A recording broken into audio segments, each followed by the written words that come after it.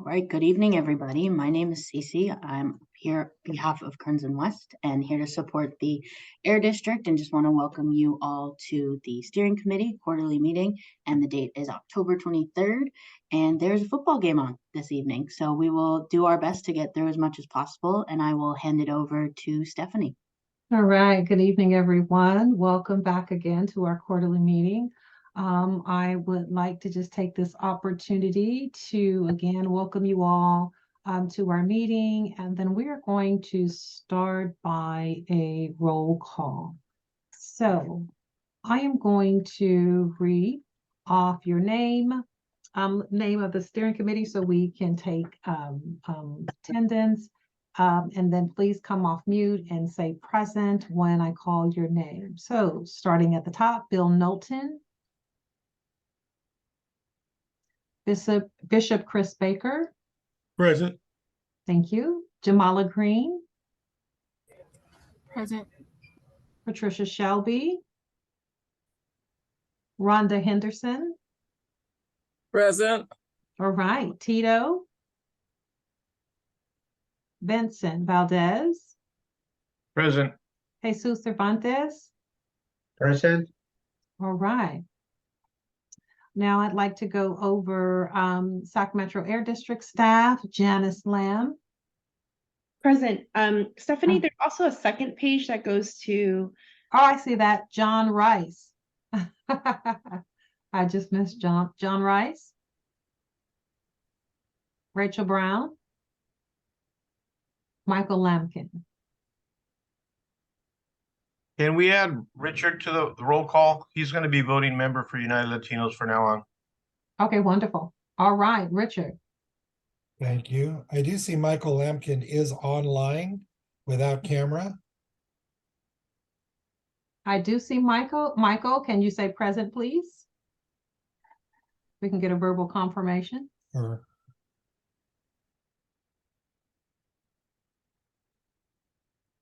we can make a note that Michael is present. Maybe there may be something going on with audio. We'll circle back. All right. Thank you for that.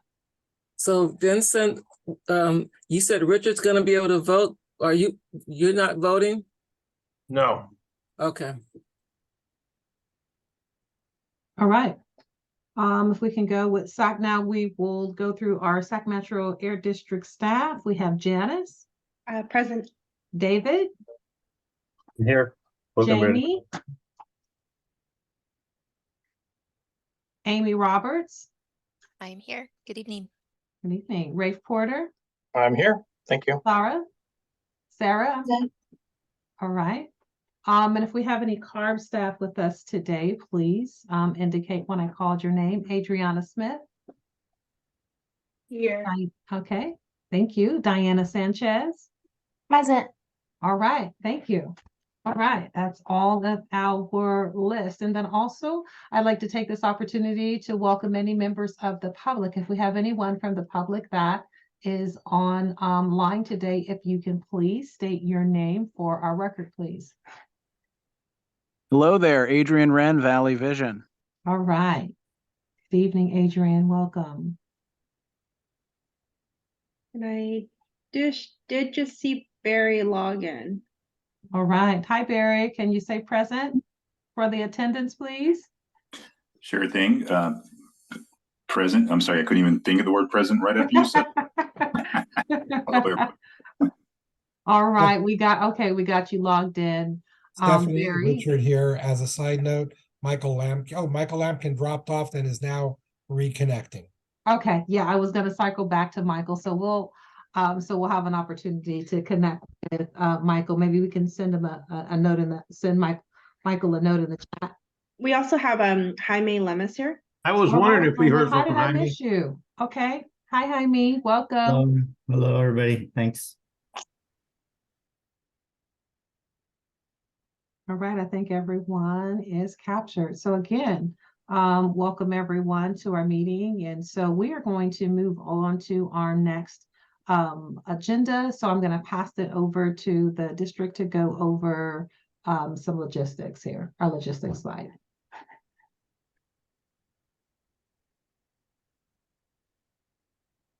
the logistics slide. Mhm. Let's go to the logistics slide. Is that the phone, rules and things we, Mhm. okay. Perfect.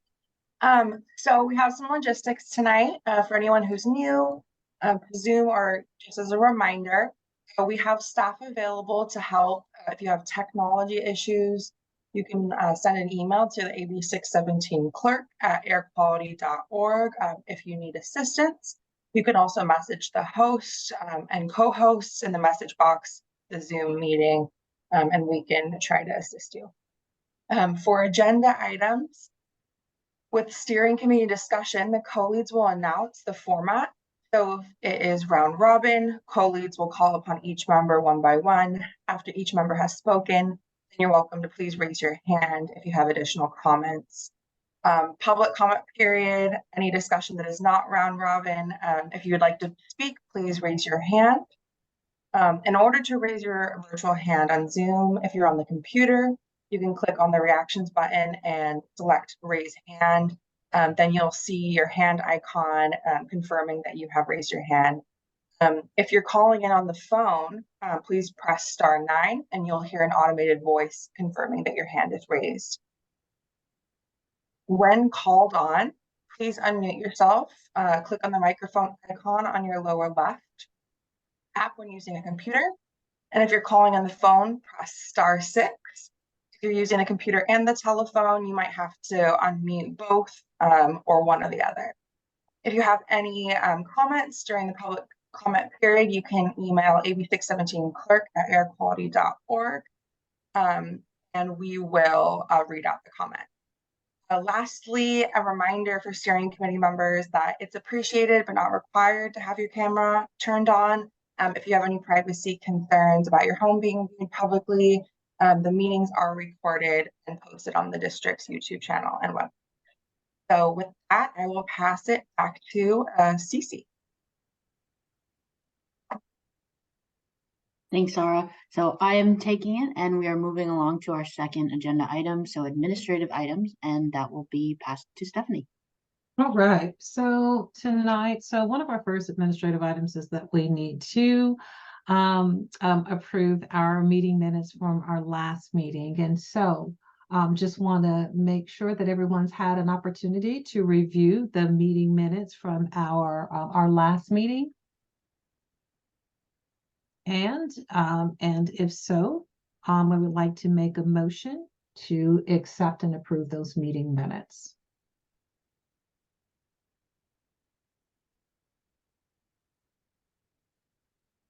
I make a motion to I make a motion to approve the meeting minutes. All right, we have a motion to approve the meeting minutes. Anyone else? Second. All right, thank you very much. We have a motion, we have a second, and our meeting minutes are approved. Thank you very much. All right. All right, moving along.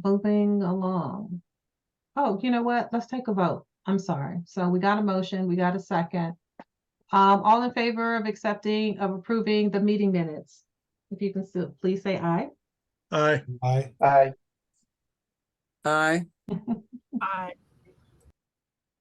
Aye. Aye. All right. All right. Thank you very much. Thanks, everybody.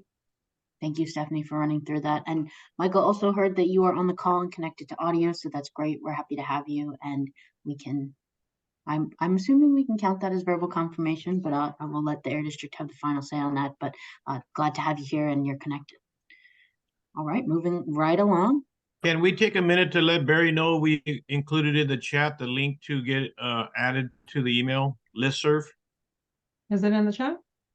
I think Adrian put it in the chat for us. Thank you, Adrian. Okay. So Barry, to get your name added to the email list for our meetings, you could go to the listserv link here in the chat that Adrian put in, and then you'll get notifications directly.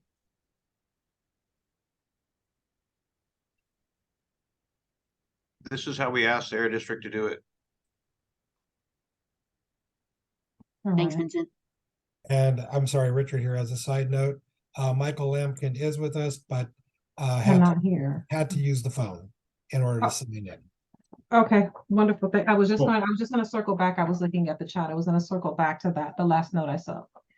No, I cannot hear. Okay, but all right. Okay, can hear. All right, wonderful.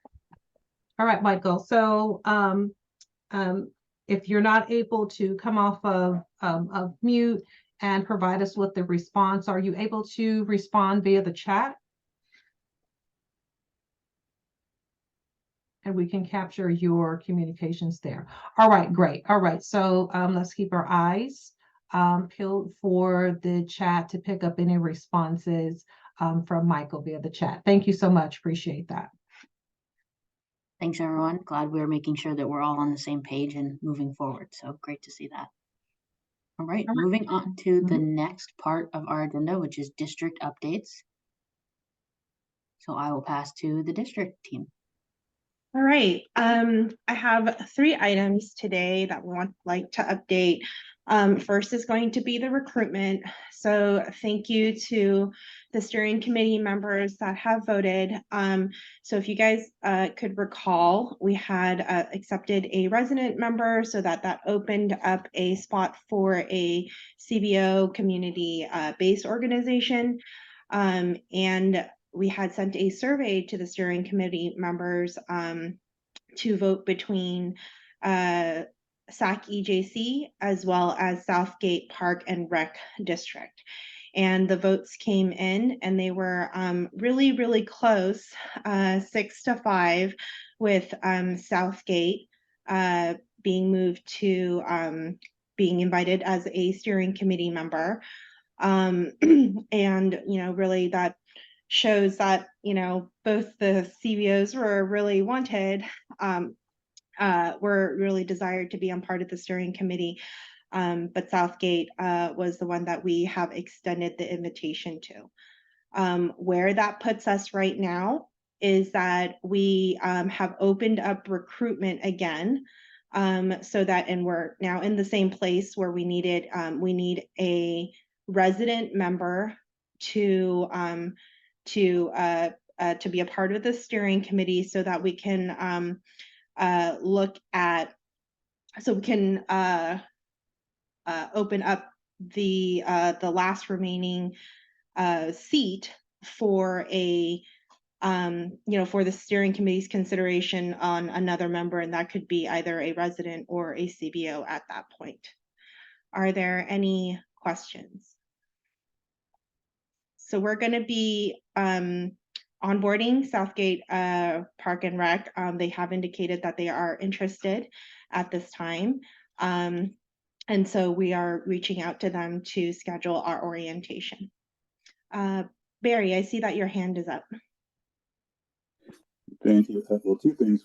I looked in the chat, but the chat I'm looking at, there's no information that Vince had just stated that there was a link that you were putting in, I believe, to get added to the email list. There's there's only 3 chats that I'm seeing from Richard asking if he can hear Richard's. Oh, there it goes. It just popped in. So that's question 1. Thank you. And the second is, I just wanted to make sure, outside of SAC EJC attempting to come on board, is there currently now a environmental justice group organization that's currently one of the steering committee's seats, that sits on one of the steering committee seats? I think we could have the CBOs. I know, I don't know if United Latinos count themselves as a environmental justice community-based organization, or Tito's, a Vietnamese organization, if they consider themselves to do some EJ work. So I will let the CBOs self-identify. United Latinos does identify as a EJ group here in Sacramento. No, I didn't know that you guys had it. You guys were environmental justice. I thought you guys were an arts thing. Okay. No, Barry, we actually for United Latinos, and just briefly, we involve ourselves in civic engagement, education, and environmental justice. We use arts as a method for doing community outreach. Gotcha. Okay, thank you, Richard. Certainly. Okay. Rhonda, I see that your hand is up. Yes, you said that we have one extra seat. Couldn't we just add the other person, the other group that we voted 6-5 that didn't get on? Can we? Yeah, that's a really good question. So we are in the same place we were before we brought on the resident, our last resident, Jamala Green. Mhm. So we do need to bring on a resident member before the steering committee can consider a CBO, a non-resident member. Okay. Yeah. That was according to our bylaws, the ratio that we had agreed upon, the ratio for resident members to CBOs. Vince has his hand up, but just wondering, do we have the opportunity as a steering committee to modify bylaws if we were to vote on that? The resident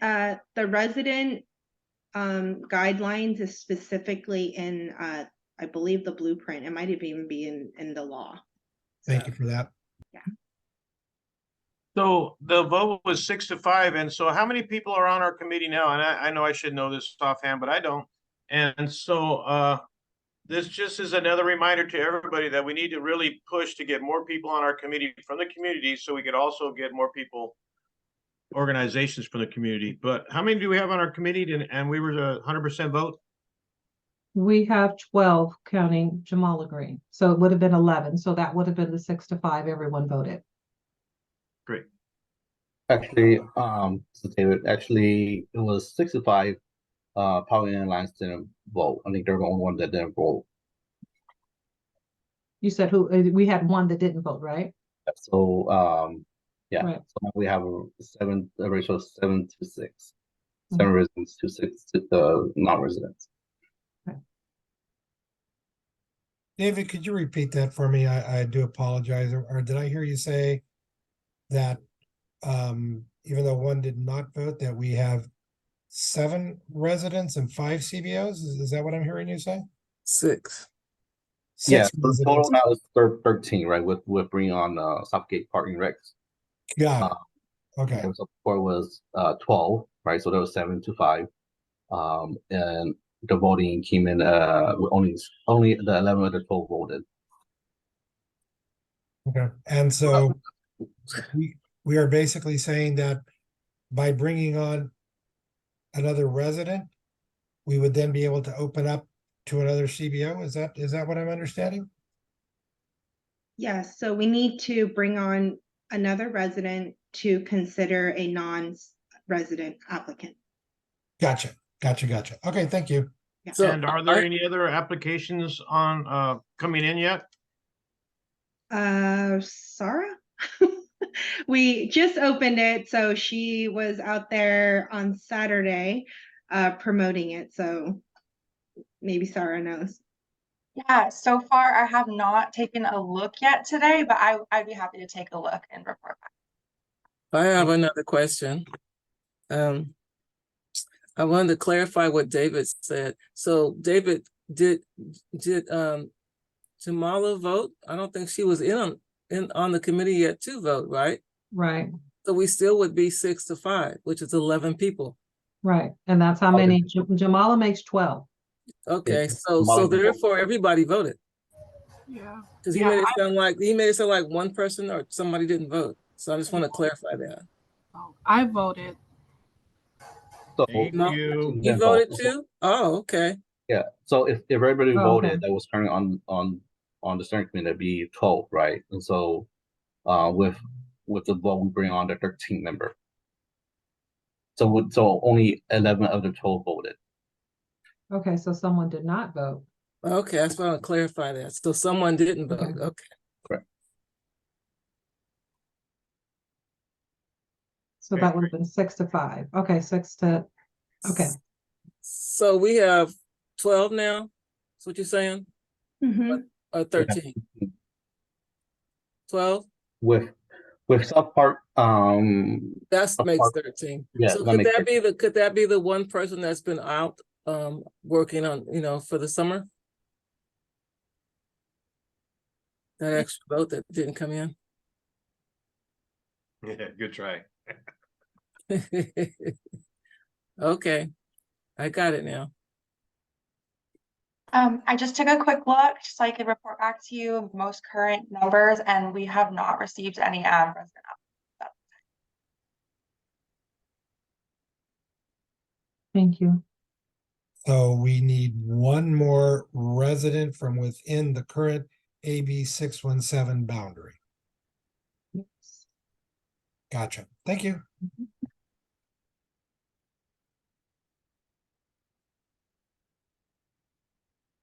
Right. If there isn't any more questions on the recruitment, we had sent you all a CARB survey, I think late last week, and this is going, and we thought that it would be a really important thing to mention to you all, because CARB had gotten some funding to do some mobile monitoring in the state.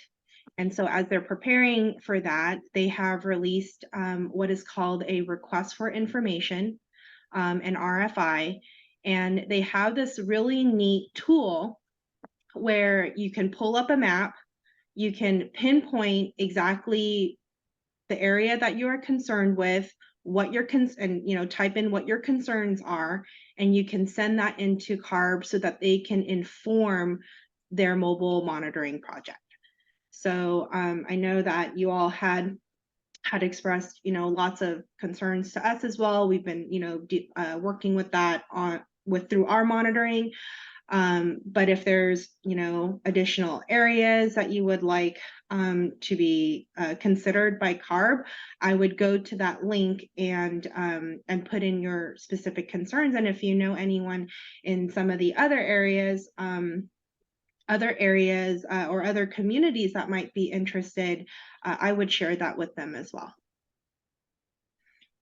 Janice, is it possible that folks could see the chat link? Like, could the link be put in the chat? Yeah, maybe David or Sarah can find the email and throw that link in the chat. Great. And I'm not sure if there are other things that you want to say on Part B, but I do see a hand from Vincent when you're ready. Okay. Just one last thing. I believe the survey closes pretty soon. I want to say it's within a week, so I would, put in your responses as soon as possible. Specifically, it should be submitted at 10 a.m. on Friday, November 3rd, if you'd like to give that feedback. Yeah. Thank you, Sarah. Thank you. Vincent, you had your hand up. Yeah, just I was talking while I was on mute when we were doing the new member discussion at the end there. And so I just want to echo to everybody that's really important if we're able to get some more people onto our committee so we can get more work done and add another organization. So we may want to look in the future to increasing our charter, because once we're topped out, and then we're going to be like, okay, that's it. But we have a lot more work coming up to do, and we need more people and more organizations to be involved with. So just want to start the discussion on a new member registration and or changing our charter to include more people, because in our discussions with the SERB committee and everywhere else, as we start to expand, I think we're going to need more people and more organizations. Hey, that's it. Sorry, I was on mute when you were wrapping it up over there. Oh, no, that's okay. Thank you, Vincent. That's a good addition. And I think in the charter, we had written that like sometime in January, right? Stephanie, maybe I think it was like sometime in January where we can. Yeah, I do, but I'll have to take a look at it again. But yeah, we do have a point in time where we go back just as a review and an update. We do have some time built into where we go back and review for any updates or modifications. That's built into it.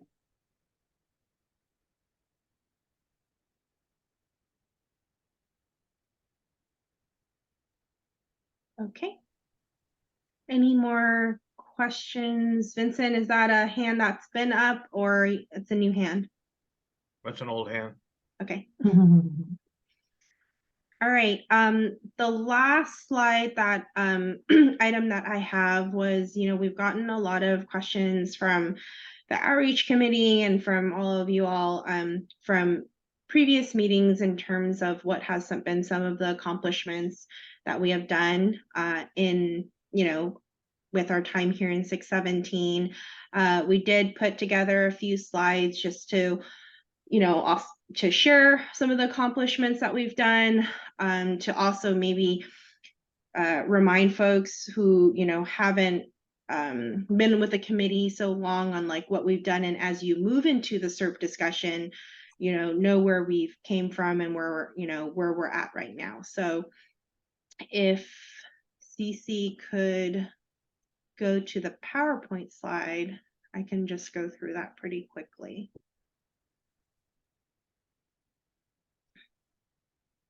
Okay, next slide, please. So in AB 617, which is what we call the Community Air Protection Program, we very much are, with the steering committee involved in the air monitoring implementation. So you all know about all the portable sensors that continue to be active in the community. We, have the portable laboratory at Fern Bacon Middle School, and that lab is collecting air quality information now, and we do have some of our staff who are actively working on analyzing the data so that we can, and working on a report actually to report back out to you all on some of the findings. In terms of incentive funding, which is what Rafe and Jaime are both working on. And that's, looking at community air protection funds, which is, they've been working on replacing the diesel trucks, school buses, installing electric vehicle charging infrastructure within the community. And then what we also do in AB 617, that's not as like front and center in the steering committee, is there are other types of tasks that we have to do, and part of that is we expanded our emission data collection from businesses, what we call CTR, which is criteria and toxics reporting. We have funded community projects using penalty funding, which is called the Supplemental Environmental Program, and hopefully I got that right. Is that right, Amy? SEP? Supplemental Environmental Project Program, but yeah, project. And Amy came in the past to talk a little bit about that project. And then we also have an unpermitted source inspection program also that was implemented during this time. And then, next steps, as we're going to be talking about today, we are going to be requesting, or we hope to, with the steering committee's recommendation and support, to transition the steering committee to a SERP community with the adequate funding that's needed. We will continue to work with you all to develop a SERP, and with that comes development of local strategies and partnerships for those folks who we have to also implement the strategies that you all might desire. Next slide, please.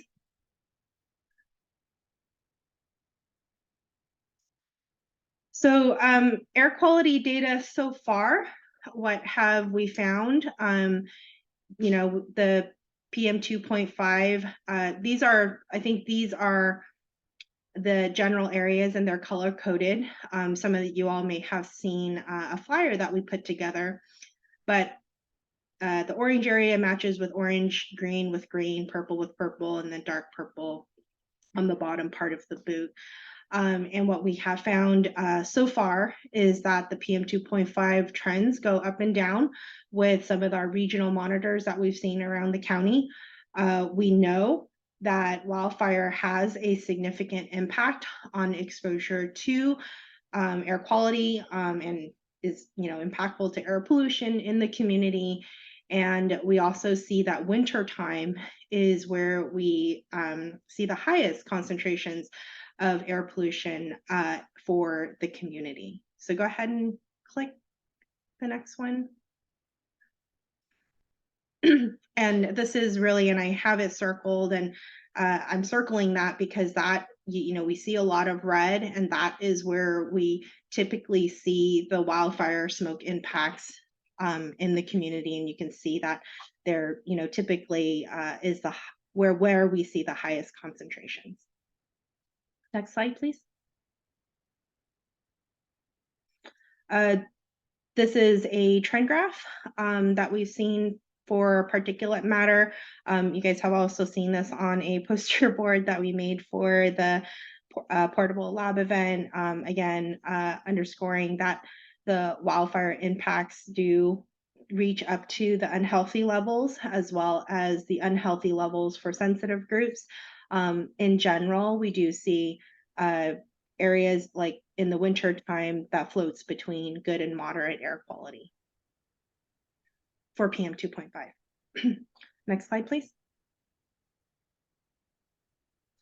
This is, the celebration of the Fern-Bacon Middle School, where we had the portable laboratory at that school. These are just a couple of pictures with as we did the grand opening. I saw a hand go up. Vincent? Yeah. On the first slide, what year was that, that data from? If you go back. I had my hand up that long. Oh, sorry. Go back up. No, that one's fine. That's the same slide, right? Just with the circle on it. Yes, it's the same. Go back one more, Cece. I believe it's through 2021. So staff is going through any post data after that right now. So this is data from our monitors, or these are from the Air District monitors outside of the AB 617 community? These are the data that is within the boundaries, within the. Great, thank you. All right, can we go back through the next few slides? I'll jump to the next slide, and wasn't sure if we were taking questions later or as they come, so sorry about that, Vincent, and if I see other hands, I'll let you know, Janice. Okay, thanks. So let me get back to the slide. All right. And then we can forward one more slide. Okay, so outside of the monitoring, we've done a lot of work with the incentive funding, the CAP incentive funding, and CARB was able to run some numbers for us, and we reduced 27.3 tons of NOx, and then 2.9 tons of ROG, and some DPM, which is diesel particulate matter. And again, that was through deployment of zero emission semis and school buses with their supporting infrastructure. We've also incentivized electric and lawn equipment within the community. I see hands going up. Vincent. Yes, could you explain to us what DPM, we know what NOx is, but I don't know if everybody does. And what is a ROG? DPM is diesel particulate matter. Thank you. And then ROG is gas. So they're precursors to ozone. So they're like volatile organic compounds. Thank you. Richard? So the numbers you're bringing forward here, just to be clear, are numbers based on the work done within the AB 617 boundaries, or total within Sacramento County itself or Sacramento City? Rafe and Jaime. I believe these numbers represent anything that we've used our CAP funds for. Okay. 7.5 million in CAP funds. However, the the Pepsi project on the bottom, the chargers, the school buses, and the lawn and garden, those have all taken place within the AB 17 boundaries. We can pull out specific numbers if you want to see those. The estimates of tons would obviously be just that, an estimate, but we can get the dollar amount. Okay, so again, Rafe, just reiterating what you said, or is that this is again, though, 7.5 million of incentives expended within the air quality managed district area that you all service. Yeah, you specifically using CAP funds, so the funds that would Specifically be using for, CAP funds. Okay, and just for my own knowledge, for the school buses in particular, considering the fact that Twin Rivers is now 100% electric, where are the other school buses? So Sac City and Elk Grove both operate within the community, and they both have electric vehicles. In fact, Elk Grove has quite a large fleet. I don't think it's not as big as Twin Rivers by any means, but it's, you know, they've got a good percentage of their buses. Sac City is a little bit smaller, but we're continuing to work with all of the school districts on implementing that. So. Cool. I was just more curious than anything. We're working some other things with the school buses, so I was curious. And yeah, got to get those Sac City Unified School District people to get more electric school buses. So I'm right there with you. Thank you for that. Yeah, and just so you know, the big chunk of the lawn and garden equipment went to Southgate Parks and Recreation. So now that they're on the steering committee, they can probably give you even more details on that project. I would love to talk to them a little bit more about that. You know, it's a subject that's near and dear to mine and Vincent's heart. Absolutely. And maybe if I can add a little bit more. So this is only representative of the community air protection funds. However, the agency made a priority to focus all of our funding to prioritize the AB 617 South Sac Florin and all of the underserved communities. So when we worked with some of the volunteers from this steering committee, the volunteers said, we would like it if you prioritized all of your applications on 1, South Sac Florin community, 2, underserved communities, and then 3, everywhere else. So this is only representative of the CAP funds, but there's also a whole bunch of other dollars that have gone into this community from other programs. But since this is only specific to community air protection, this slide is specific then to CAP dollars.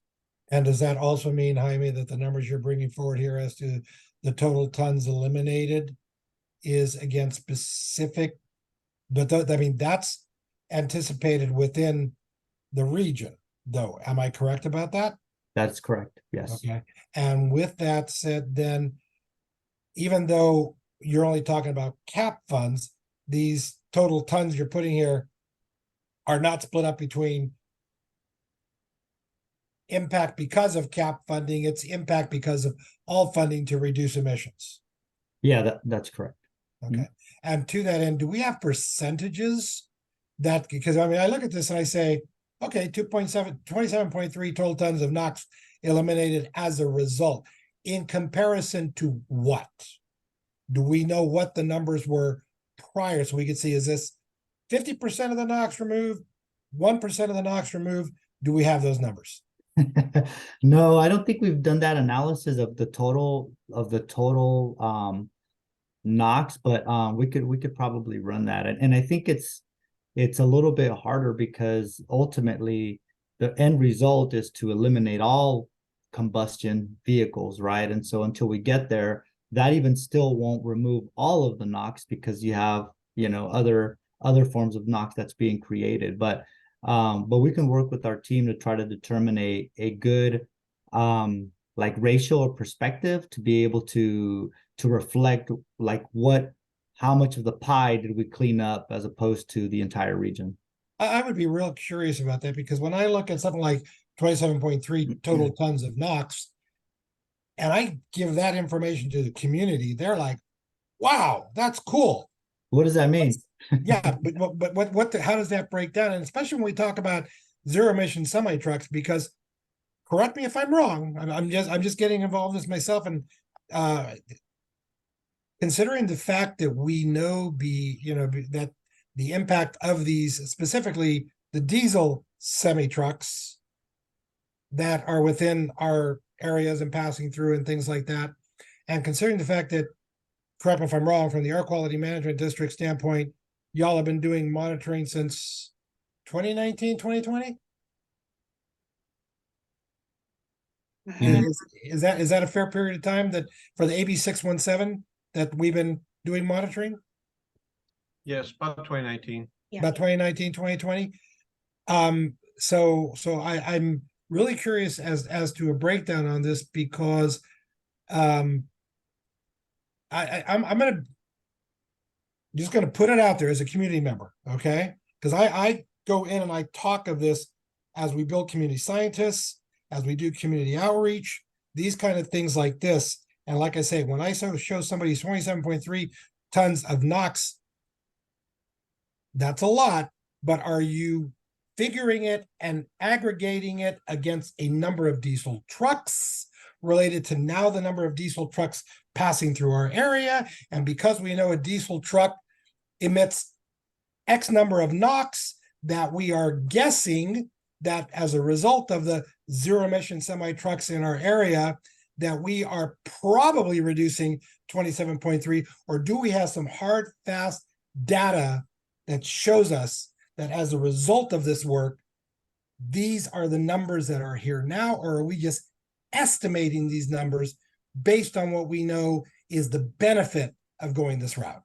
So to put it pretty clearly, the 27.3 is a representative of eliminated NOx from these communities. And the reason we know that is because there was a destruction and replacement of an existing diesel semi truck, right? So there was already one polluting truck, and however many units there were, however many number of trucks there were, and we got rid of them, and then we replaced those with zero emission vehicles. So there was an actual elimination of those diesel PM vehicles, and now those vehicles are driving zero emission clean miles now in your communities. Hearing what you said, we can talk more on that. I see Barry's got his hand up, and I'm not trying to get us into going into off crazy directions, but yeah, again, I'd be curious to see the data. Yep. Well, let me just rephrase this. On that example, Richard, the way that we know they're eliminated is because those existing diesel trucks were scrapped. So meaning they were destroyed. That means no longer operating in your community. And now what's operating is the replacement of the zero emission vehicle. And I understand that. I understand what you're getting at with that. But again, and again, this is me presuming, Barry, I'm sorry, I know you got your hand up, but forgive me. So I'm using the word aggregate. We know one diesel truck equals so much amount of NOx delivered through a particular neighborhood. Yeah, you're talking about regionally. How much did we eliminate regionally? Yeah, exactly. And we can work with that. Yeah. Okay. Yeah. Thank you. Mm-hmm. Barry, go for it. Thank you very much, Richard. I'm actually chasing your lead here on the question that you were just asking. First, I just want to say, hey, hello to Jaime. It's been quite some time since I've seen the brother. It has, my brother. I know. I was excited to have you on this call here. Right on. Momentarily, I'll be on video. I'm just having heck of technical difficulty, but just a FYI side note, Jaime and I were part of the same planning and design or planning commission. Oh, I forget what it was called now. Planning Academy. There we go. But anyway, moving forward, sorry. But to what Richard was asking in regards to that you answered, but let me just follow up on your answer.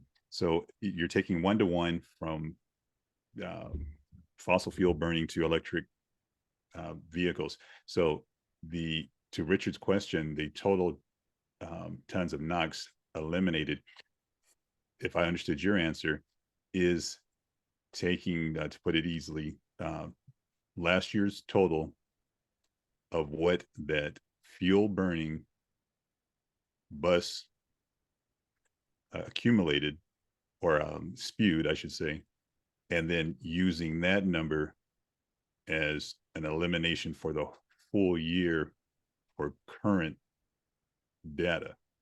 But in fact, if that's your answer, or is it just to the point from the point of its switching from the diesel burning bus to the electric powered bus up to this point, has there been 27.3 total tons of NOx eliminated?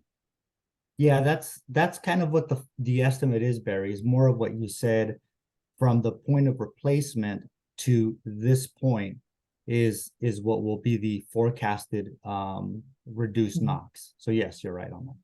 Okay, just for, sorry for putting a finer point on it, but you kind of minced words there. From the inception to this point, and then I believe your word was projected.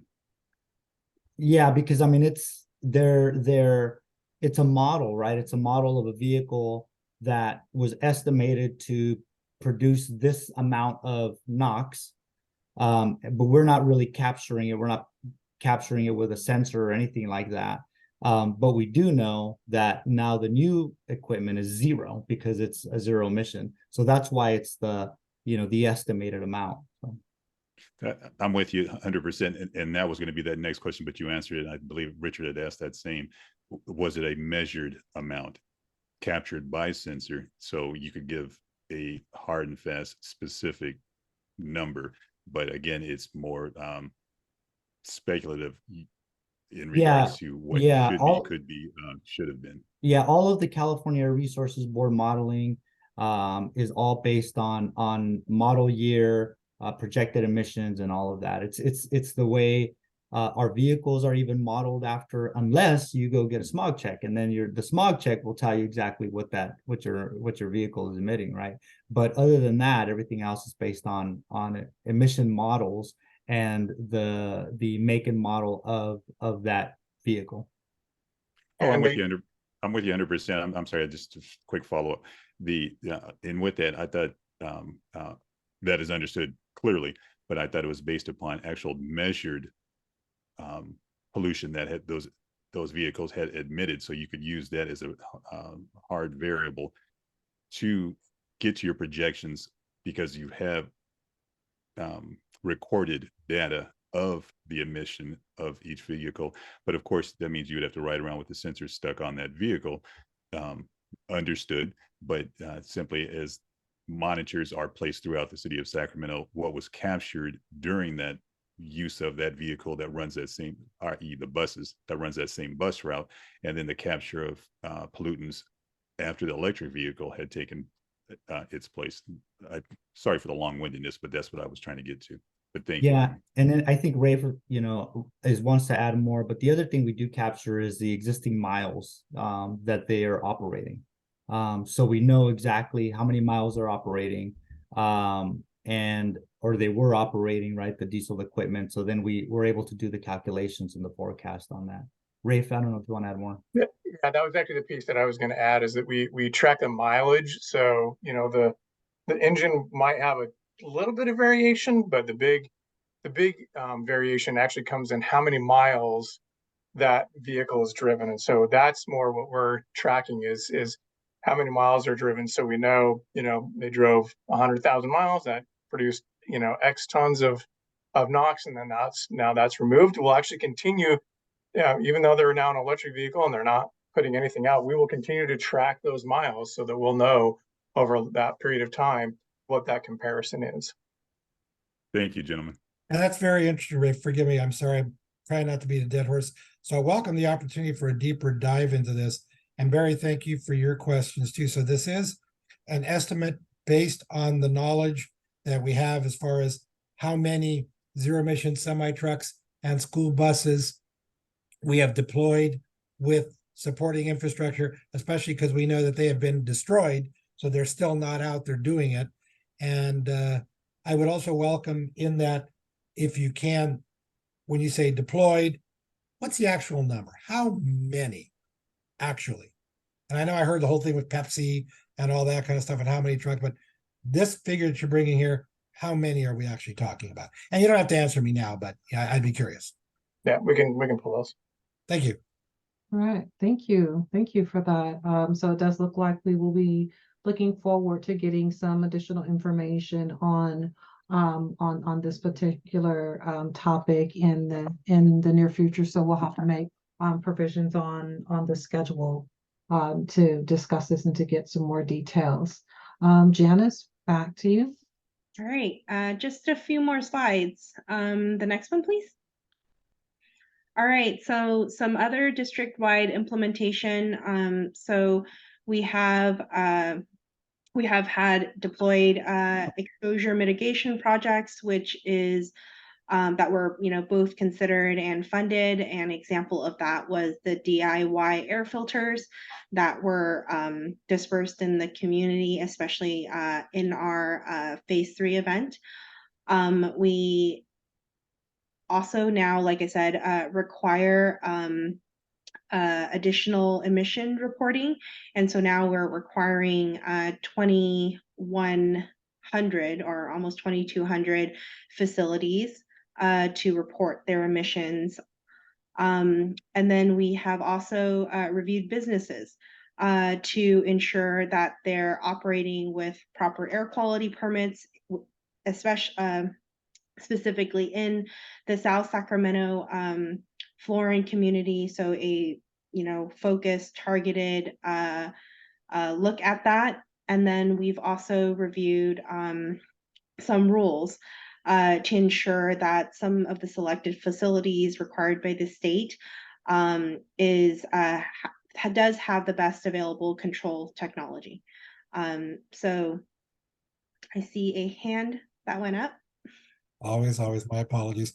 I just, as a thought going forward, especially for the DIY air filters, and United Latinos is guilty of this as well. So I want to make sure, we hold accountability, and Vince, something we should think about. It would be interesting study to go back to those homes, neighborhoods where we've deployed DIY air filters to find out if they're still using them. And I say that because knowing how they are put together and having been in part of those discussions before, I can tell you, when you got to try to cut through duct tape to put on a new filter, it gets so problematic sometimes. I wouldn't be surprised, especially for seniors, if they just decide to throw the thing away. So it would be a very, very interesting study to see if I'm wrong. Mm-hmm. All right. Thanks, Richard. Next slide, please. I think it's my last slide. No, I got 2 more slides. So, so this next couple of slides talks a little bit about the transition, the CERP transition for your consideration. We're, like I said, we're analyzing the data. We have staff actively working on that, and we're going to be sharing back that information with you when that's been completed. We still need to continue to advocate and request for CARB for the transition, the official transition, and for us to ensure that we have adequate funding to support the CERP work. Jaime talked a little bit about prioritizing the South Sacramento Florin community, as well as our other underserved communities, on all emission reduction projects that the district has deployed. And so that's going to be prioritized in our underserved communities. And then last but not least here, as you all know, and we've talked about before, lots of partnerships are going to be needed because a lot of the strategies that we have already heard from you all are likely going to include partnerships with other jurisdictions. And the last slide that I have, Cece, if you go to that, are just examples of things that we have, are examples from other local jurisdictions of CERP strategies. And that is, air filtration systems at schools and childcare, increasing green spaces, and, by tree planting, establishing school gardens, installing vegetative barriers near freeways, and then rerouting truck traffic. So all of that are going to need partnerships from other local jurisdictions so that we can implement those strategies. So, and I think that was the last slide I had. Yeah. Yes, it was. Okay. Richard, I see your hand up. Yes, thank you. See, Cece, you thought I was gonna bring nothing but fun to this meeting, didn't you, earlier, didn't you? But anyway, so, for the folks that are on the meeting right now specifically, and Janice, thank you for all this wonderful information in regard to the advocacy, for the group, especially for those of you that are on this call, Chris, Jamala, Vince, Barry, others that are, Tito, steering committee meetings this coming Thursday. I have been asked to gather as many people as possible. Adrian Wren, this is for you too, to come to the CARB meeting that is at 4 o'clock so that we can, through public comments, ask strongly for that particular advocacy and funding for our SERP. Specifically for the North area, Oak Park, and Meadowview as places to be able to expand into, and also to have our share of the $10 million that is available for SERP. And so I would encourage all of you that are on this call, if you want to get on a call later and talk about this, have your voices heard Thursday, 4 o'clock, CARB meeting to have our voices heard about SERP. So Vincent, later you're also going to be sharing with the group about the CARB board meeting on Thursday, or do you want to talk about that now? We'll bring it up. I think it's on our agenda. Yeah, okay. Yep. And so I see that Barry has a hand, and we are finished with this part of the agenda, and so we will afterward jump into committee updates. So just wanted to flag that for folks. Barry? Thank you. I think Vincent's about to answer my question to what Richard's point was for the community coming out to the CARB meeting, and folks from CARB will be able to answer. But I'll have to reread. I thought the meeting for community input was 9 a.m. for the CARB meeting, but if it has been updated to 4 p.m., that's great as well. And actually, let me give more time for folks to get there. But I think Vince will cover that at the exact time, what time we're supposed to be there, or the public should be there.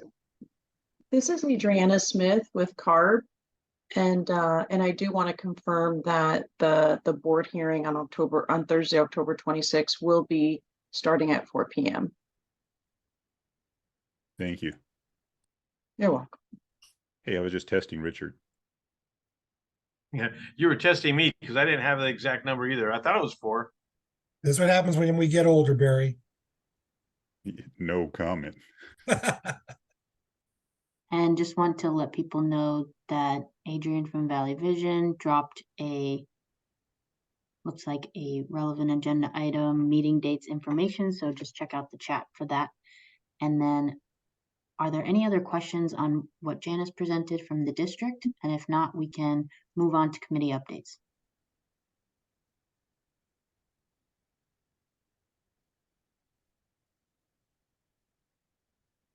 I'm going to take that long pause as a no. And Vincent, go for it.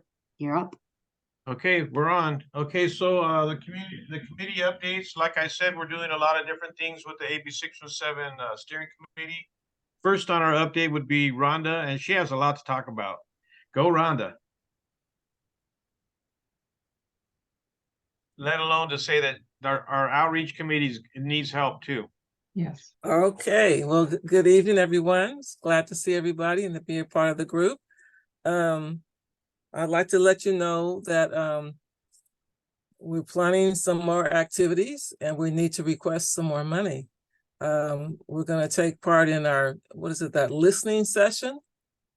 The date that we set, what did we say, the 8th? The 15th. The 15th of November, okay? So we're gonna need money to pay for language interpreters, some food, and what else was there? Literature being printed, that type of thing. So I would like to make a plea or a motion for the use of our money of $2,000 for that purpose. Is there anybody that want to have any discussion on Rhonda's request? And so just for everybody to know that, so in order for us to spend any money from the outreach subcommittee budget, we have to have approval from the steering committee at our meeting here tonight. And so November 15th is the listening session with Civic Thread, who's asked if we could participate with them on a listening session for safe routes to schools, their project they're doing.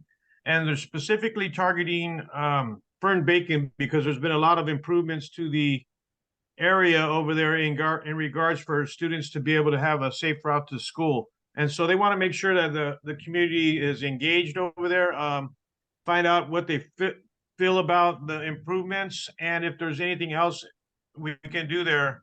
Our role there is partly we're going to be talking about what we've been doing with AB 617 and with the Air District there, and also we're going to be using that time to to ask questions in regards to the CERP process as well. And is there any community input we can gather from that on how for community emissions reductions suggestions from the community at that listening session? So her request for $2,000, and so this is the process for us to get budget approval for the outreach subcommittee.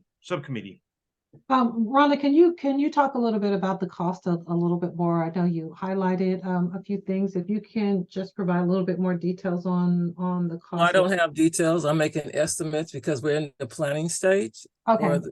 For the listening session on the 15th of November. So we haven't reached out to vendors or anybody at this time. We also want to have a CR code that goes directly to the application process. And I don't know if if we can do it ourselves or if we have to reach out to someone who can do it for us. So Rhonda, we already have the QR code on the flyer. Okay. Yeah, so we have it on the flyer and we also sent it to you by email. So all right, I'll check my emails then. Okay. And it looks really good too.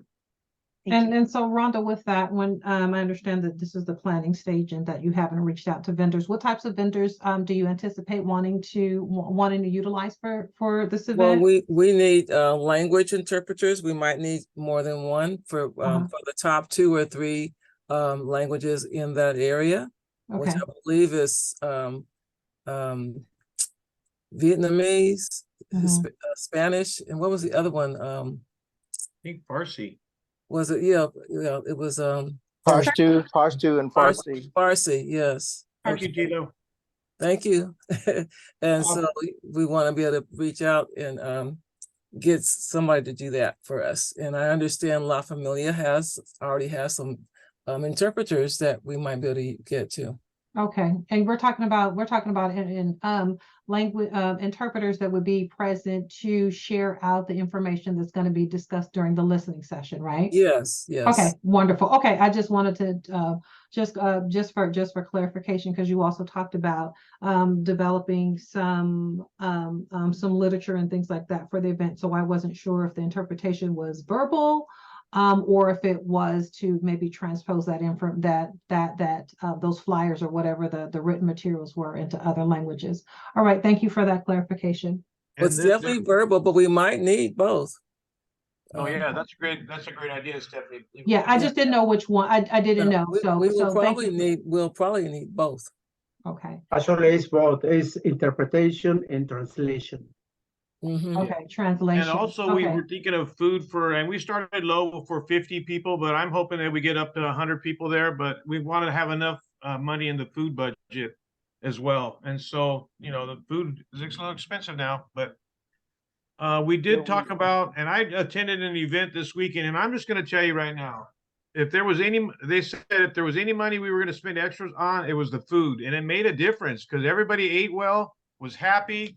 And it just brought out conversation and we're trying to invite people there to make them feel good and open up to us. And so, our food budget may be a little higher than normal, but I don't think it's going to be outrageous. And, We suggested to Rhonda to come up with that $2,000 Well, number. well, the fact that it's in the evening, food would be even more important to Yeah. have because people are coming from work, picking up their kids from school. If Right, they have to stop or go home to feed their kids, they're not coming back out.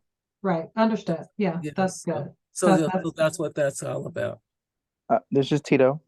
And then let me give you an update on the money. We still have money in our budget. Right now we have $17,406.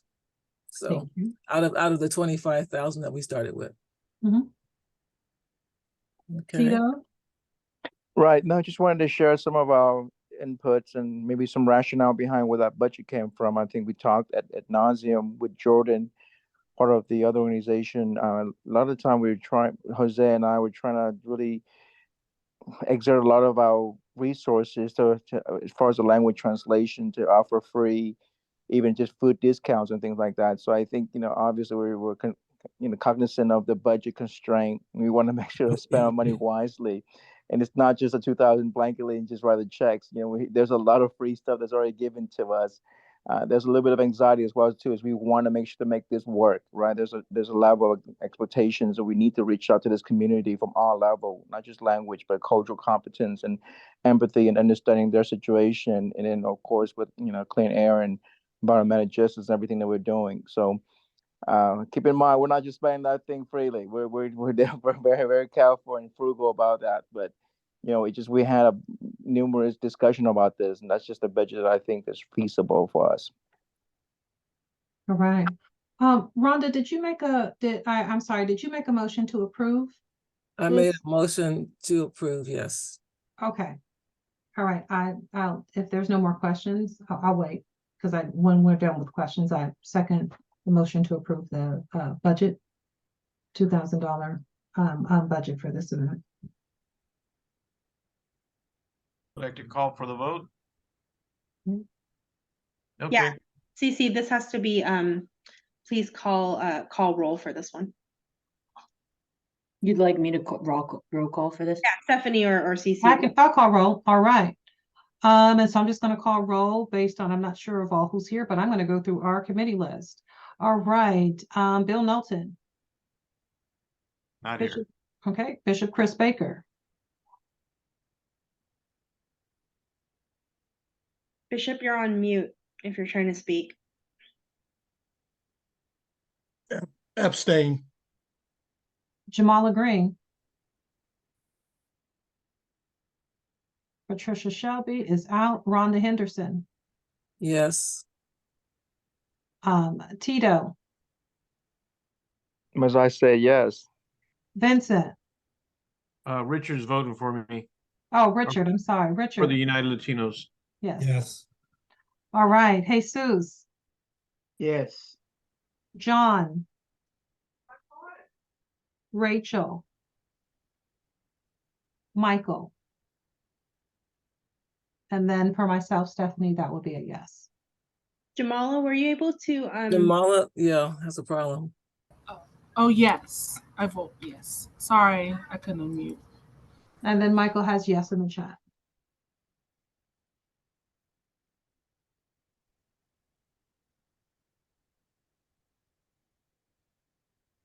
So just to review, those are 1, 2, 3, 4, 5, 6, 7 yeses, 1 abstain,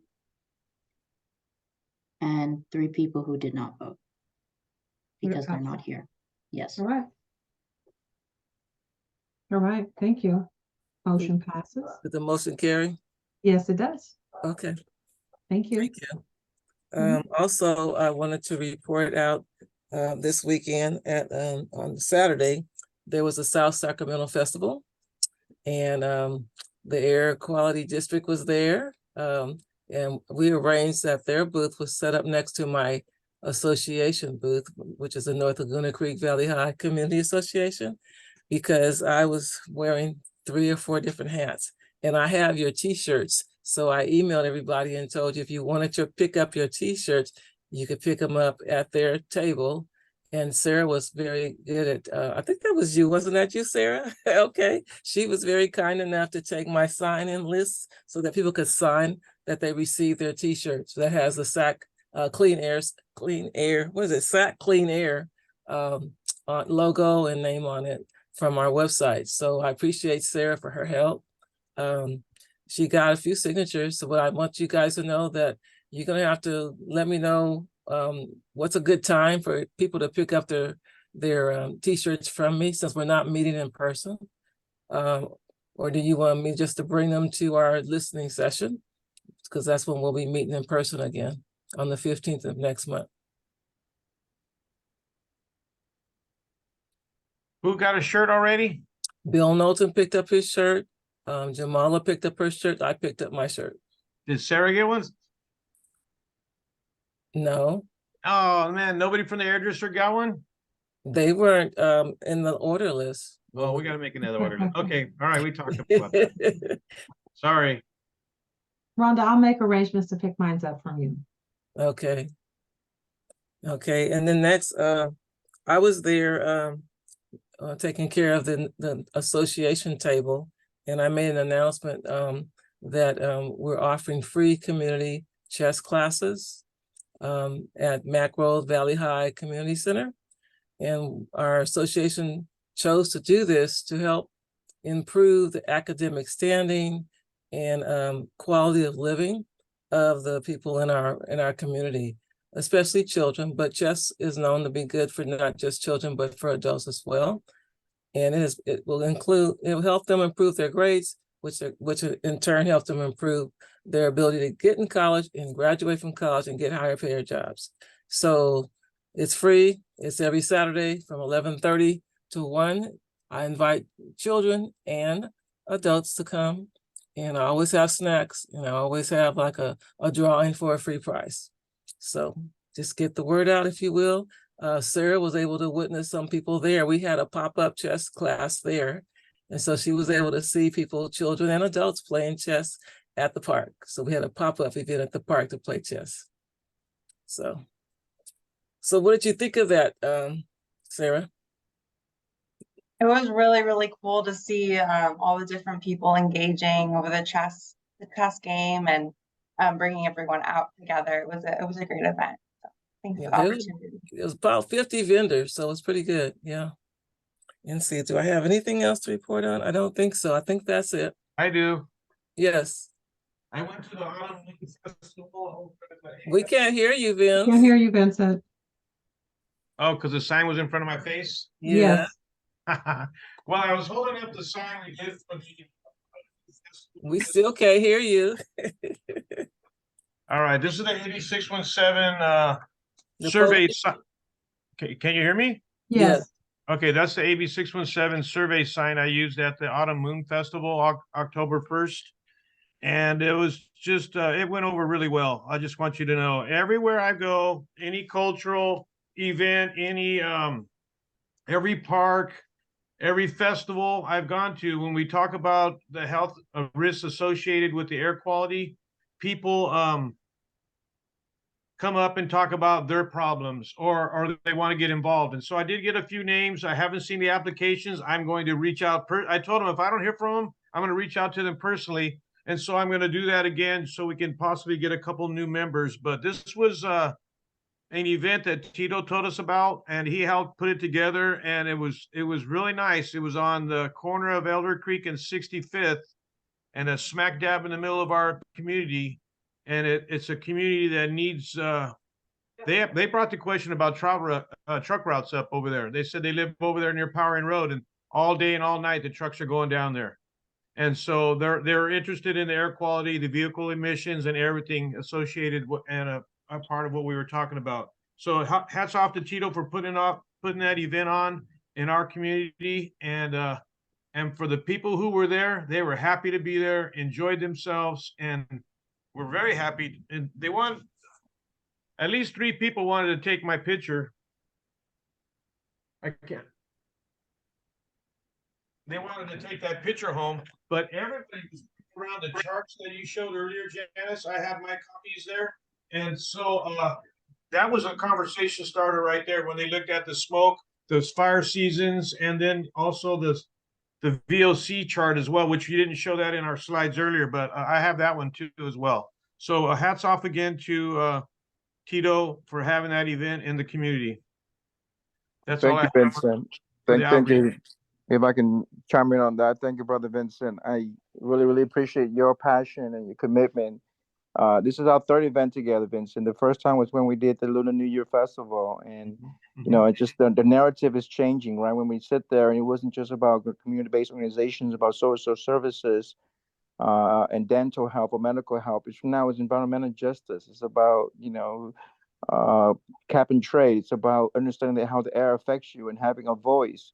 And so I wish there was more of us out there in these events, and it's quite tiring. You know, I mean, I had an Elk Grove event the week before, and I really felt like South Sacramento has been neglected, and so I wished and begged them to have another event. So we did it at ARI on 65th and Elder Creek, the heart of Little Saigon. The turnout wasn't as great as Elk Grove, but man, those people were just genuine, down to earth, really kind people that you know are a little bit more deprived and economically challenged in other communities. I hope that we still have the heart for those folks to continue to be engaged with them, because they take a little while to respond and to be engaged, but you can totally tell that you know, they need our help more than anyone else. So thanks, Vincent, for that. Appreciate you very much. And the food was authentic and delicious. And that was from Go Pop, so I appreciate the the support. Thanks. We have a couple hands. Yeah, we have Vincent. Richard and Janice. Real quickly, this is mostly for Rhonda. Rhonda, are you familiar with the John Leguizamo movie called Critical Thinking? Yes, I plan to show it this coming Saturday, but I don't know how to get a hold of it. I need to rent it or do something. You probably just need to read it. It's up on the streaming things. You can probably make arrangements. Talk to me if you need to. I'll try to help you with that. But I sure will, because I was trying to look for it today so I could review it and watch it. But I told the people that attended that we're going to show a movie and I'm going to bring popcorn. By the way, I was on the radio twice last week advertising the chess games. I was on KDEE, and people called in, and some of them showed up. So I ended up teaching 2 different classes, one at the center and one at the park. But I do have a coach at the park, so he stayed while I was gone to the center. there you go. And Cece put in the chat, Rhonda, that the library may have a copy. You could check with the library too. Oh, okay, that's a good idea. Thank you. Since you've been on the radio, can you sign my shirt for me, please? Can I do what? Sign my shirt. If only I was a celebrity. Also, I have free Lysol wipes that I picked up because our association is a nonprofit. So if anybody wants some, let me know.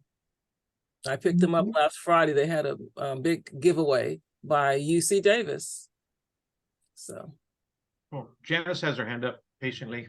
Yeah, Rhonda and outreach team, I don't know if you guys have made it clear what level of participation you would like from the steering committee at the November 15th listening session. So maybe you want to share a little bit about what you guys are hoping, if, you know, how many people you'd like to show up. Do you need steering committees to come?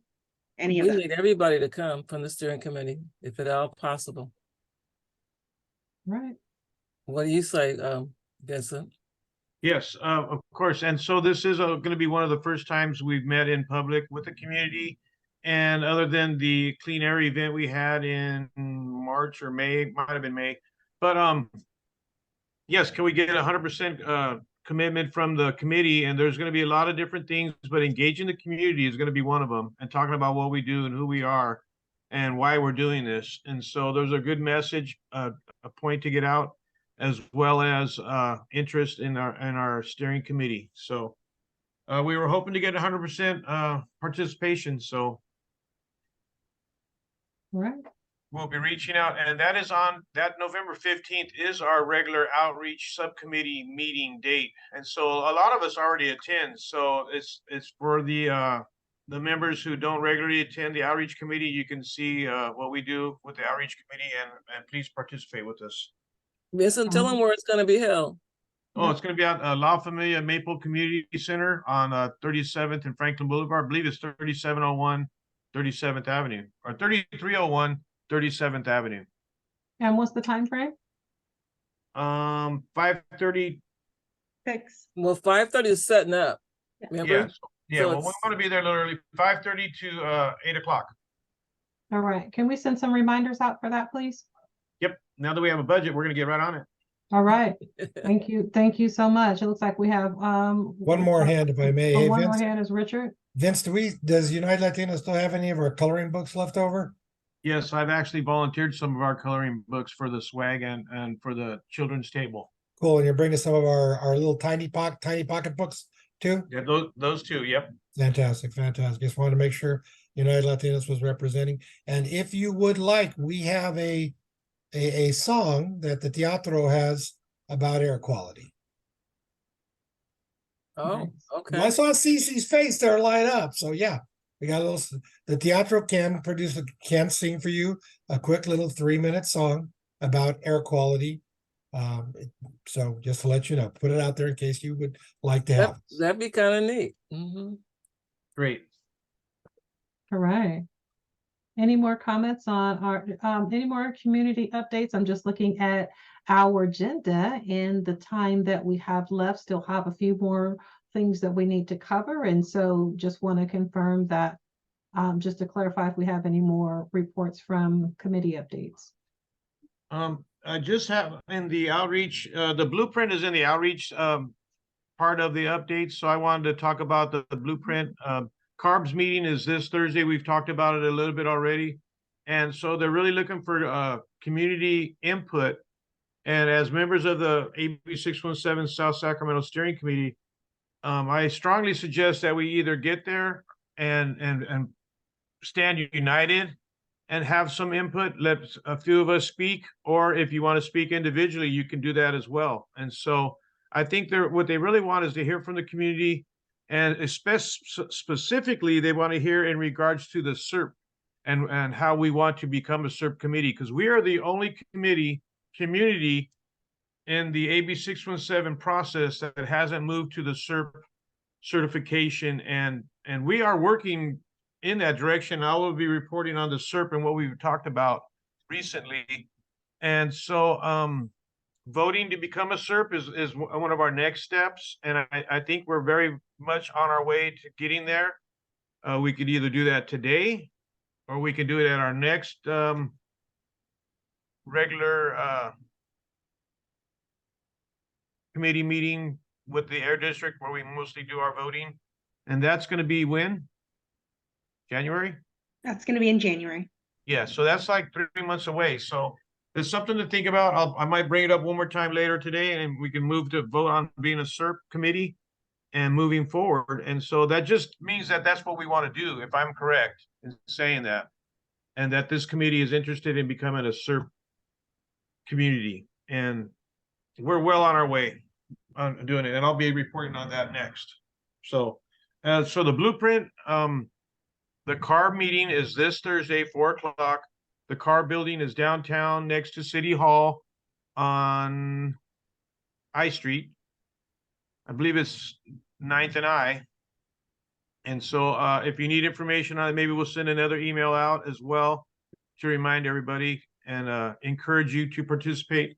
Tell your friends, send it out, and get as many people as we can to support not only us becoming a SERP, but also the other communities who we could add to the AB 617 process, meaning Meadowview area, Franklin Boulevard, northern Franklin Boulevard area, Northgate and Gardendale. Oak Park and El Paso, yes. Yep. And Vincent didn't mention this, but he's going to be featured in a video for CARB as part of their blueprint discussion. Yeah, it was just like only 4 words. I said, that's it. I mean, I got a real cameo. They wanted my permission. I said, that's just like a cameo appearance. And I did a 5-minute interview, but I don't know what I said, but I only got 1 minute in there. But yes, I did represent us on the video and talked about all the good stuff we've been doing and where we're going with it. Mm-hmm. Are there any questions in regards to the blueprint CARB meeting this Thursday? And that's all I have from the committee updates. If we want to move, we can move right into the SERP process now. So, Hey, Vincent, just to let you know, Adrian Wren from Valley Vision does have a hand up. oh, sorry, I didn't see it, Adrian. I'm just a member of the public though. Should I wait till public comment? Oh, no, not anymore. Go ahead. You're welcome, Adrian. All right. So yeah, just curious about you mentioned getting folks together for, the CARB meeting. And I know we've I think done that together before. I guess this is more of a question for the Air District. Is that narrative consistent with what the letters that you guys send to CARB? Just kind of wondering how we can make sure we're maximizing alignment here.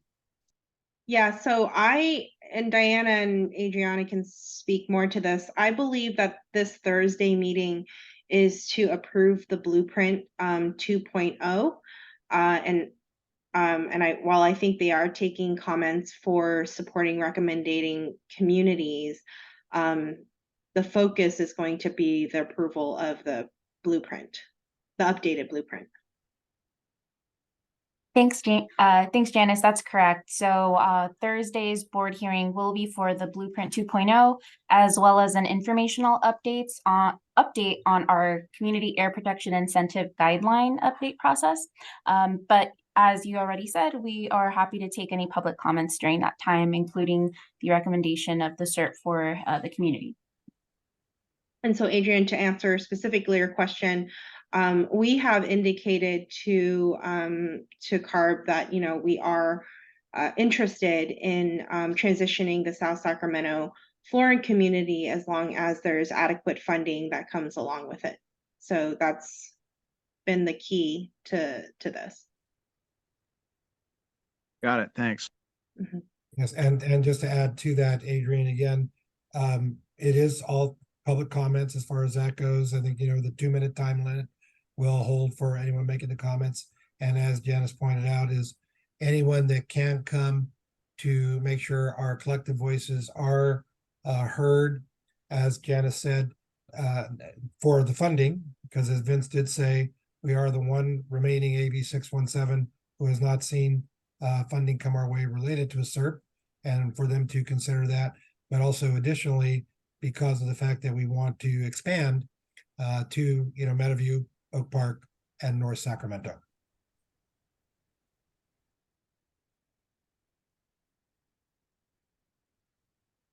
Are there any other, oh, Adrian, you have your hand up again? That's a thumbs up. Thumbs up, yeah. Oh, that's a thumbs up. thumb. All right. Okay, so then, are we ready to move into the CERT discussion or updates? Yes, let's move on. Okay, so the CERT committee did meet again on the first Monday of the month, and we talked about a lot of different things, and it was a lot of good discussion. Some of the projects the project that I said I was going to look into was the truck stop on Stockton Boulevard and Meadowview Road, and so just north of Costco.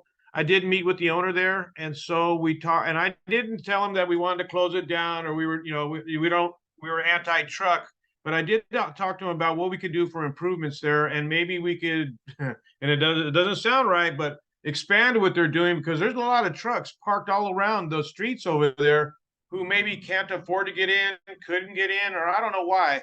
But not only are they parking in that lot, but they're parking up and down the street. And then there's another lot right across to it. And I haven't met with that facility yet, but I'm working to meet with them as well.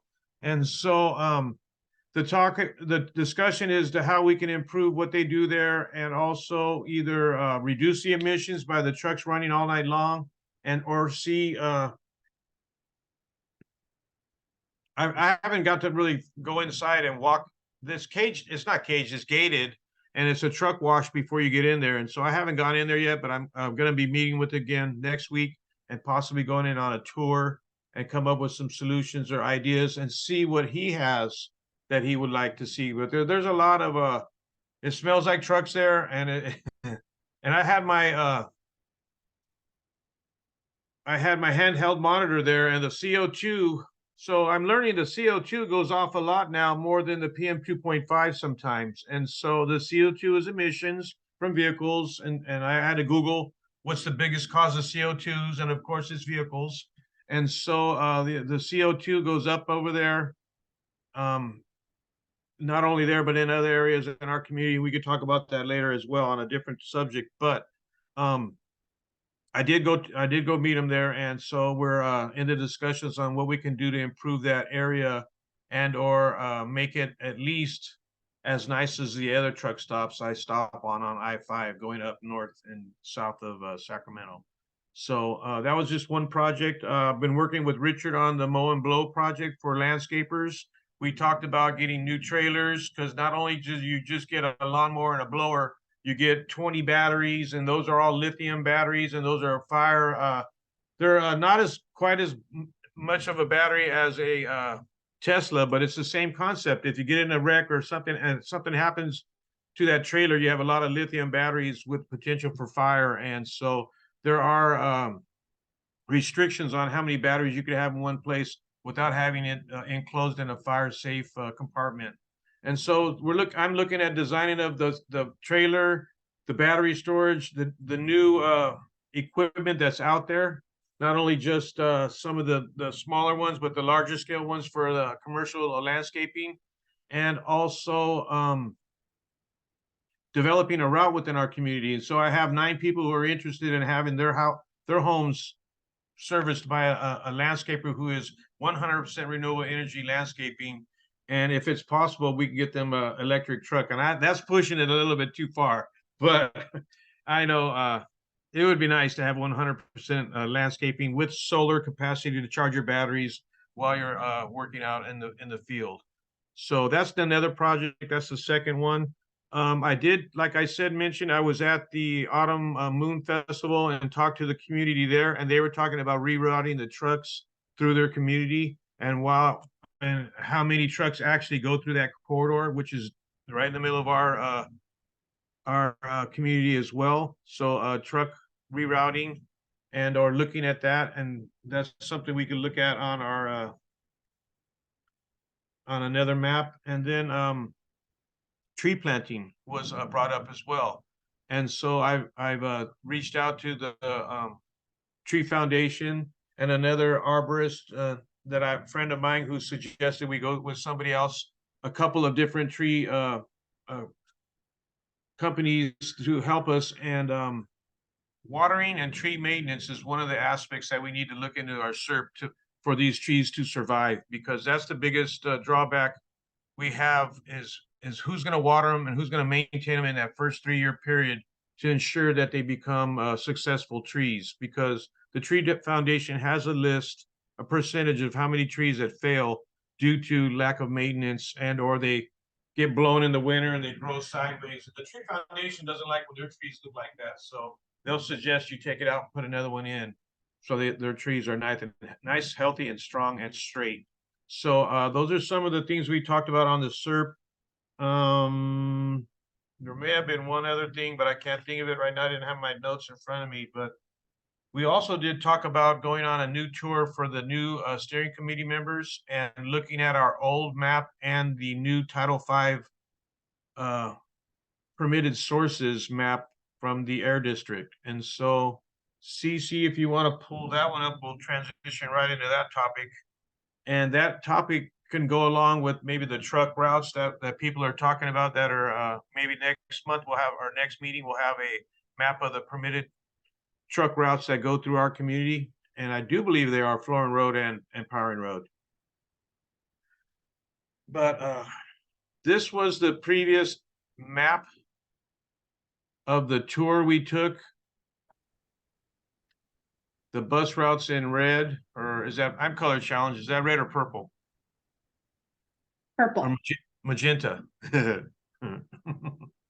It's purplish. Okay, so yeah, the map is in purple. Green is the boundary of our committee.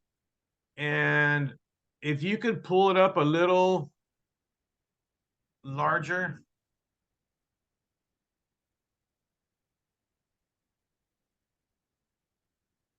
Trying, Vincent, I promise. Okay. I enlarged mine a little bit. But if you can see the numbers 10, 9, 7, 5, 11, and 3, those are the Title V sources. The Title V sources are the largest emitters of pollution in our the vicinity of our steering committee.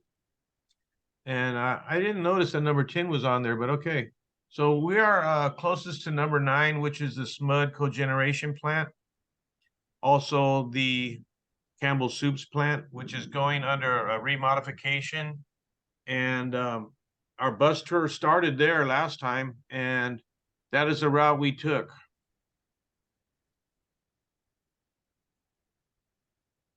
So does anybody have any discussion on looking at the map overlaying our community? And Amy, correct me if I'm wrong, this is an updated map with all of the newest permitted sources that the Air District has gave permits to?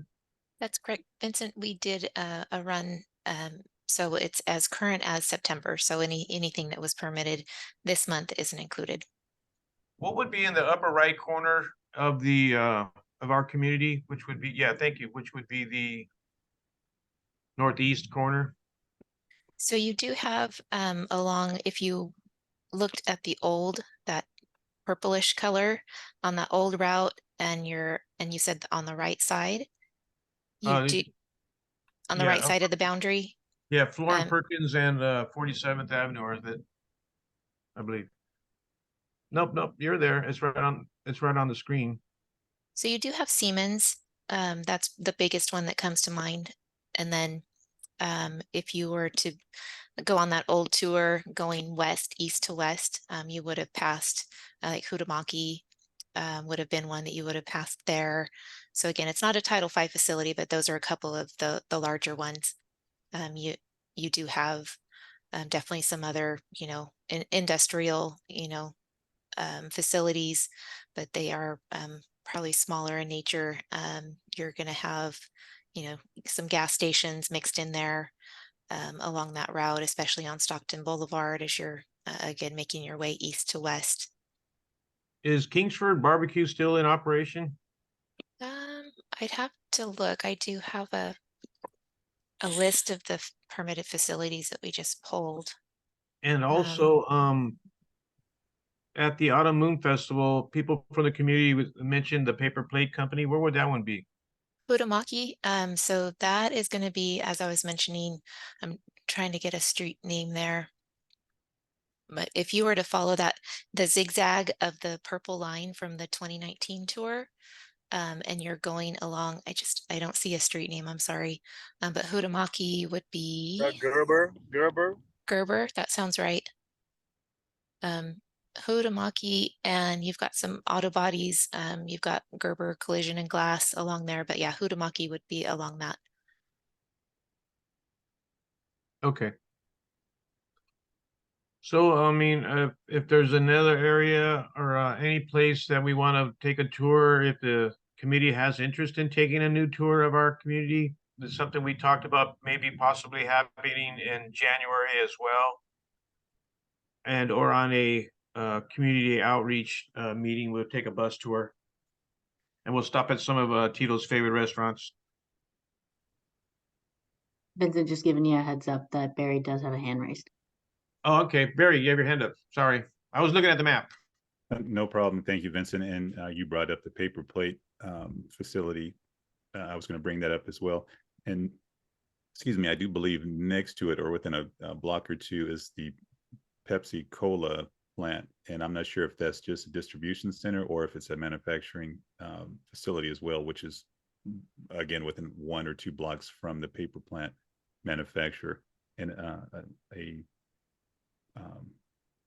place that the tour may want to go by is the CNG refueling station there at the county waste vehicle station, which is next to the Meadowview Community Center, specifically on, I believe it's Coral Gable Lane and Meadowview Road. The CNG station went live. I believe it's been about a year and a couple of months active, and I do believe the city with the county, however that works, is also going to implement another CNG, clean natural gas facility there at their other holding yard, which is right next to Executive Airport, which is 24th and between 47th Avenue and Fruit Ridge for a better dynamic. And I just can't think of the name of the street. What is that you were talking about? That's another holding facility for county and city vehicles. And I believe another clean natural gas facility is to come up there. I could have Is that that wrong, the corporation yard on the east? I'm sorry, Vince. Is that the corporation yard on the east side of the airport? You keep breaking up. Is that the corporation yard on the east side of the airport? Yes. Yeah. Yeah, that's Fernandez and 24th Street, which is in between Fruit Ridge and 47th Avenue. Right. Mm-hmm. Thank you.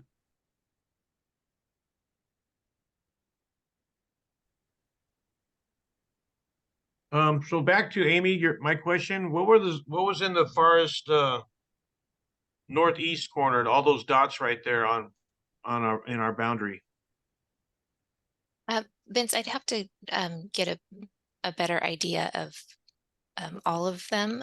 I'm not able to scroll over and look at each one and pull up what type of facility they are. Oh, on the map you could do it on your, okay, I get it. Yeah, okay. I was just wondering it just seems like there's a large group of purple dots right there. Yeah, we do have, I mean, in general, in the community, you do have a number of auto body facilities, definitely on that northwest corner of the community boundaries. You know that there's a large number of facilities. That is an industrial area.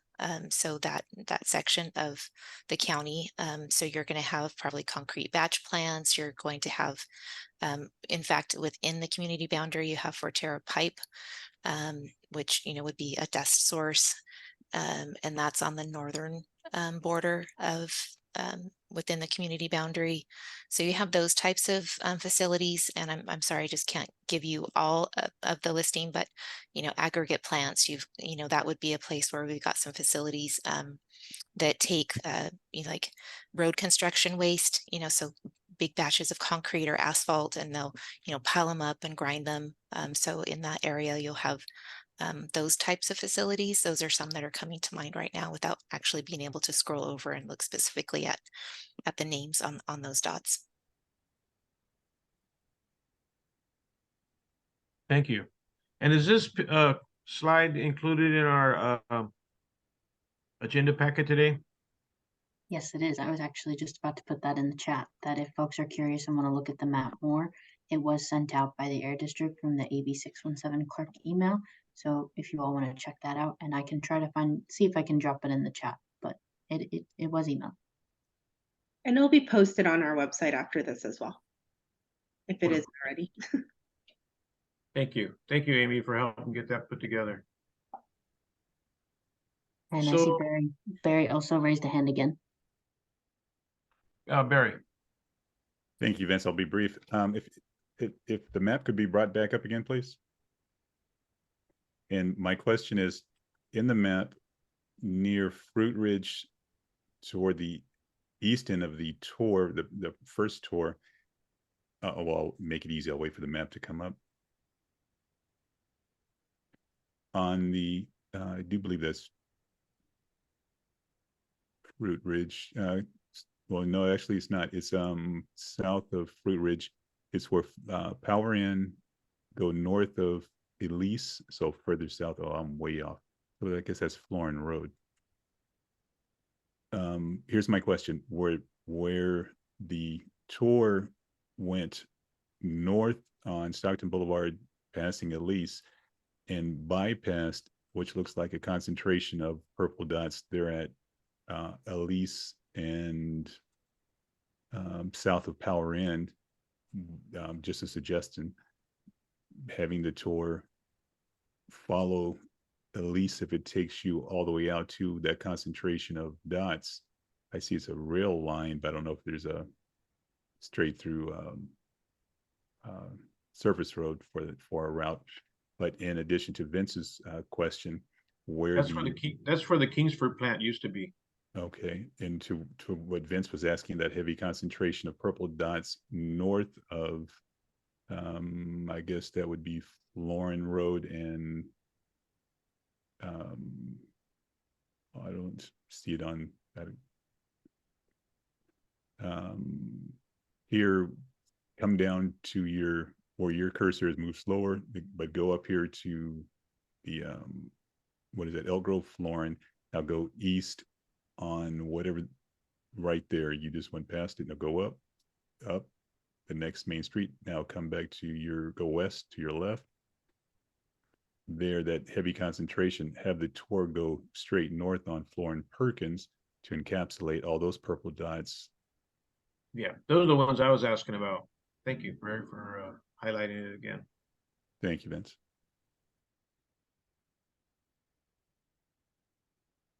And Amy, if you can't, or I mean, I can go on there and look too. So when I go on the map. Yeah, during the I'm week. looking right now. I'm looking at our online map that we have.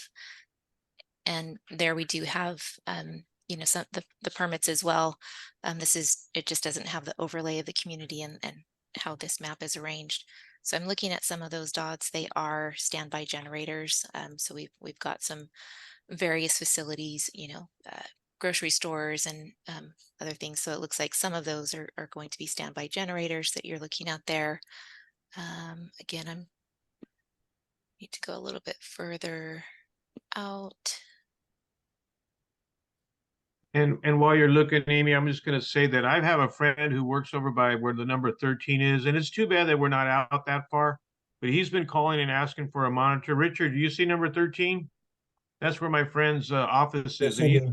And I'm going to give him the number to the air district. He's been complaining about poor air quality, either from the dumps that is on the other side of Fur Ridge Road, or he's right next to where that number 13 and the number 3 are. So that's where he's been reporting poor air quality for years. And he says in the summertime it's the worst, but it's interesting that he's right there by the Title V emitters. Anyway, so back to the potential tour. If anybody has any suggestions on sites that may or may not be on this map that the air district doesn't know about, we can include that. We can look to go there. And I would like to include that upper area we just zoomed around where all the dots are. And if we did want to go on a tour. So that's just something for the steering committee to think about. We'll be bringing it up maybe at our next meeting on the 15th. Hey, somebody correct me if I'm wrong. Is this our last meeting for the year? No. December 4th. Okay, so we'll be bringing it up December. Thank you for reminding us, Janice. Yes, we're not meeting in the month of November, except for the listening session at the La Familia Maple Community Center on the 15th. So. And Okay. Vincent, I just wanted to jump in and let you know, we have about 4 minutes left of today's meeting. And I know we didn't get too much into SERP discussion and open Q&A, but it seems like we're finishing up SERP talks about the bus tour and the map, and just wanted to check in with folks and give that update. Okay. All right. So if we're close, I think we talked a little bit about the SERP at a few different times. Attending the car meeting is going to be really important for us to bring that discussion up while we're there as well. And then the SERP meeting is still going to be meeting November and in December. So we meet the first Monday of the month, which this month, our next meeting would be, who's fast with the calendar? Me, I am. We're going to be meeting November 6th. Via Zoom, and I will send it out to everybody on the committee, and we have a SERP list already going. But if anybody needs a reminder, please let me know. Janice, you have your hand up. Yeah, and then just really quickly, I am working with the California Air Resources Board with their emission inventory team to bring forth a South Sacramento Florin emission inventory. So I think that'll really help to, you know, part of Richard's question earlier, like, you know, how much of it is, you know, from trucks and buses and cars or any other sources in there. So I don't think we'll have anything ready until probably after the December meeting. So in January. Great, thanks. And I was Googling while that discussion was going on, how much a NOx an average diesel truck emits, and it did have the formula to figure it out, but it didn't tell me the average annual rate, but it did give you the average CO2. I mean, it's a lot. So that's interesting stuff to discuss. And those are the things we're talking about at the SERP committee meeting. So if you're into that, and I hope you are, let's talk about it. Okay. I'm going to turn it back over to Cece or Stephanie. So unfortunately, Stephanie had to jump. I know we didn't get the chance to reach into some of the other topics for today about new business and public comments. So I'll coordinate with the Air District on how we want to go forward with that, if we want to just send out an email or whatnot. But I am noting that the time is 8 and we have not finished our agenda. Let's ask the anybody for public comments. Looks like Adrian has one. Yeah, I just dropped it in the chat. Thanks. This is Adrian Wren with Valley Vision. So we do a big annual event called the Livability Summit, and it happens to be next Monday. And we're bringing together about 300 folks from around the Sacramento region to the community center in downtown Sacramento to share some really interesting new data we've collected about quality of life in the region, to talk about our Community Economic Resilience Fund, or SURF work, and a lot more. So again, folks who are on this call, you can get a ticket on me if you're interested. You just got to email me like soon. And so my email address is in the chat. And yeah, just hit me up if you want to stop by. We'll feed you breakfast and lunch and have a good day of information sharing and collaboration. Thank you, Adrian. Mr. Baker, you have anything to update for the well space on Stockton Boulevard?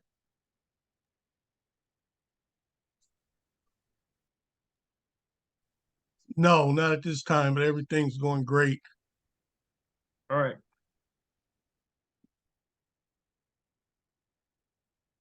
Okay. Our biggest upcoming event is November 15th, but I'm going to be tabling at the Climate Justice event at McClatchy Park this Saturday from 10 to 2 o'clock. It's our annual event we have at McClatchy Park, and it's going to be a lot of discussion on climate, the solutions, and how you can, what your role can be in it. And so I encourage everybody to tell a friend. Hey, Vincent. Yes. Could we provide you with some materials, kind of like what we had at the South Sacramento Festival event? If you can, since you're sure. Okay. I'm going to try to come by the Air District. Are you going to be there tomorrow? Or are you going to be out of town? I won't be. Just kidding. I won't be there tomorrow, but we have our CO office there, and we might gather some materials for you. Okay, let me know, because I like to come by and drop something off for you, especially. Okay. All right. Hey, this is Adriana from CARB. I live in Elk Grove. I just asked Rafe if I wasn't sure if the boundaries touched Elk Grove, but yeah, he mentioned that they do. And so since I am a citizen of Elk Grove, I wanted to mention that the city of Elk Grove is going to start working on their climate action plan. So just so that you know, I think that's starting up right now, and they're looking to meet on November 15th or November 14th. And they're looking to wrap that up sometime next year, but just thought I'd let you guys know, since kind of all comes together. So thank you, Adriana. That's a climate action plan? yes. Elk Grove's doing it too. Whoop whoop. All right. Okay. Who wants to close it? I think that's you. Oh no, Stephanie's not here, huh? Here, I was looking for Stephanie again. All right, so I'll entertain one more motion. Second. Motion to close. All right, I'm going to say it. I'll motion to close, and Jesus is seconded. All right, everybody. Thanks for coming out tonight and spending your time with us and all the input and good stuff we talked about. Thank you, Vincent. Thank you, team. Thank you, Janice. Everyone. Thank you all. Bye. Okay, bye. Everyone, thanks. And don't forget to call Rhonda about a shirt.